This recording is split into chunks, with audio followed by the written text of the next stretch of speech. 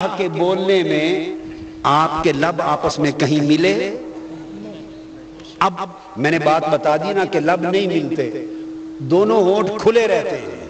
جب اللہ کہتے ہیں تو دونوں ہونٹ کھلے رہتے ہیں۔ اب کہیے اللہ، اور دھیان سے سوچئے، اللہ، ہونٹ کھلے رہے یا نہیں؟ ہوا بوسہ ہونٹوں کا؟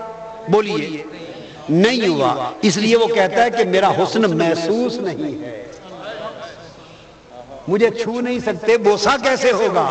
تو باری تعالیٰ پھر کیا کرے؟ تو اس نے فرمایا اب اللہ میں تو بوسہ نہیں ہو سکتا، چونکہ میں منزہ ہوں، میں کرے محسوس نہیں ہوں۔ اب اگر حسن کو چومنا ہے تو کہو محمد۔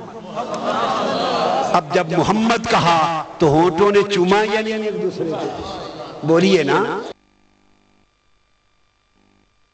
اللہ نے اپنا نام اللہ رکھا تو ہونٹ چاہیں بھی تو اللہ کے نام کے دوران چوم نہیں سکتے، چونکہ وہ محسوسات سے ماورا ہے، اس کی شان تنزیہ ہے، اور اس حسن سے اگر بندے کو جوڑنا ہو تو بشکل محمد کو جوڑ دیا۔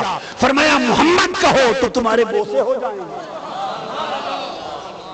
بوسے ہو جائیں گے، ہوں گے یا نہیں؟ اب آپ کہیں گے بھئی وہ تو پھر محمد کا بوسہ ہوا، حضور کا بوسہ ہوا، تو اللہ کے حسن کی جو چاہت تھی اس کا بوسہ تو نہ ہوا؟ نہیں، تو یہ ایک میرے وجدان کی دلیل ہے، وجدانی بات ہے۔